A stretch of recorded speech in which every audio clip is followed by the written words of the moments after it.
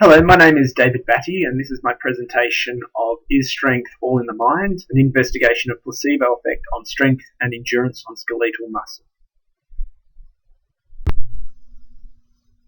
So let's get a brief introduction into the theory behind placebo effect. Now, the investigation into mind and body and how they react actually goes back to philosophers such as Plato and Descartes, and later on Benson.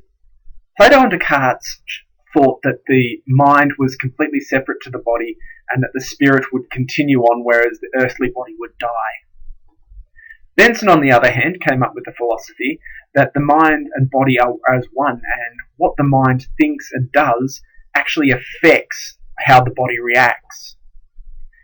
These more recent investigations have shown that the body has many different responses that are controlled by the brain.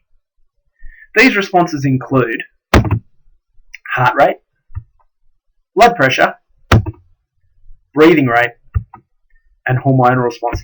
These by nature are not the only things that are actually covered by what the brain can control, but things like fight or flight, as you can see in this bottom picture, actually are a major effect on what happens throughout the rest of the body and how the brain actually can control the body. One could argue that people's thinking process affects the physiological responses on the body and how it performs and how it reacts under specific circumstances. Placebos have been described as an inactive therapy or a chemical agent, or any attribute, component, or such therapy of chemical that affects a person's behaviour for reasons related to his or her expected change.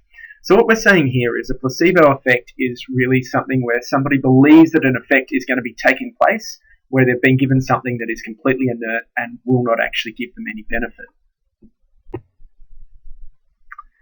A lot of research has actually been done into the effects of sports and of ingesting different types of aids to actually help perform better.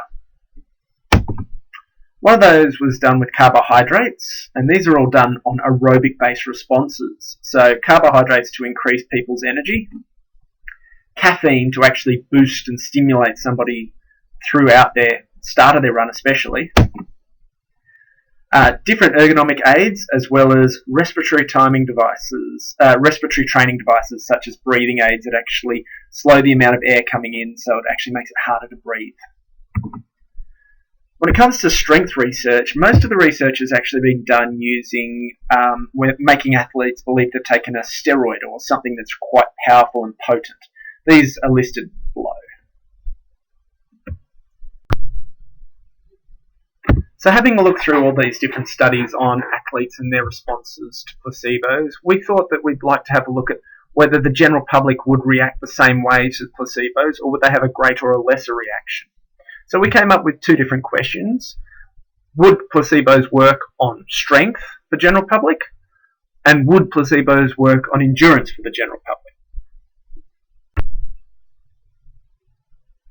So what we did is we took 15 college-age men who were apparently healthy volunteers to actually participate in the study. As you can see, these are a little bit of the descriptives of the people with their age, height, weight, and body fat percentages. So we took these 14 individuals and we put them through a different set of testing. As you can see, this page describes what we actually went through, but the basic idea is we had a familiarization day, a baseline day, a test 1 day, and a test 2 day.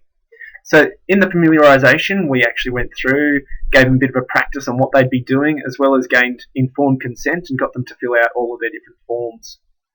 On their baseline day, all the information about them was recorded, including their body fat, weight, and height. We also grabbed their first baseline results for those bench press, leg press, and the 80% of those bench and leg press results.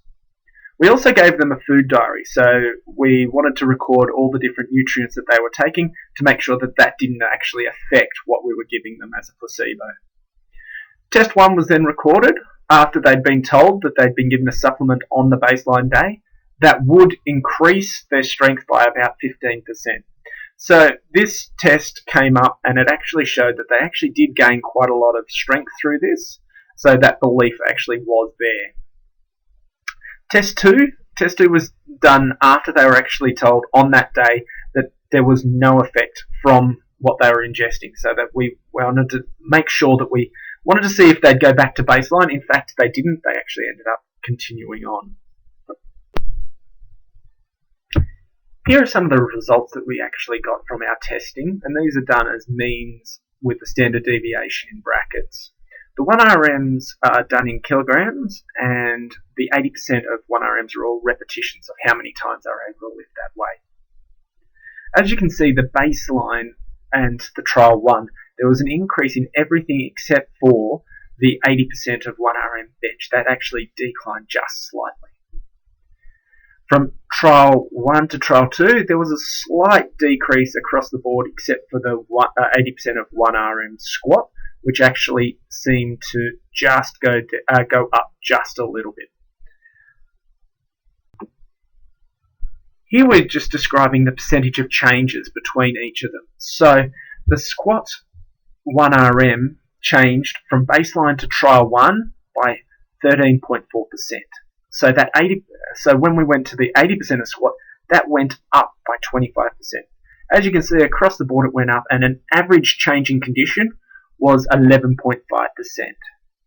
From trial 1 to trial 2, there was a slight decrease of just over 0.5%, but that is nothing like going back to baseline, which was reported by a lot of other findings.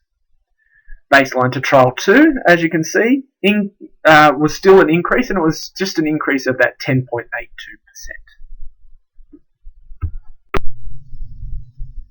Okay, from here we're going to get into a bit of a discussion of what we actually found. Now, the purpose of the study was to investigate the placebo effect on strength and endurance on untrained populace.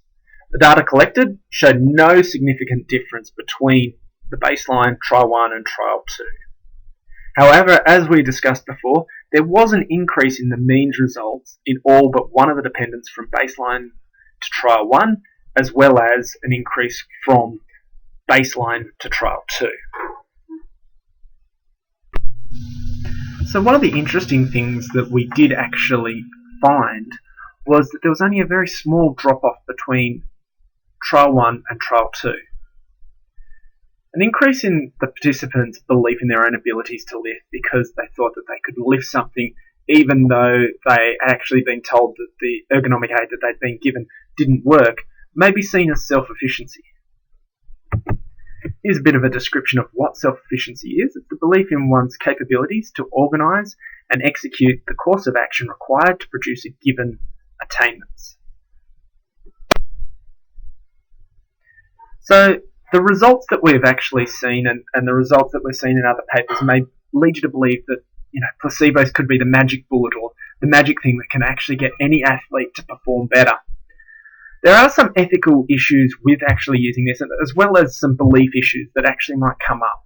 Using placebo should be done a bit sparingly because it may help an athlete overcome a hurdle, but it also might actually reduce the belief that the athlete has in their coach or the person who's administering these placebos. So it's one of those things that should be used very, very sparingly. Here are some practical implications. As you can see, placebos tend to show improvements in strength and could be used to help athletes overcome those mental barriers.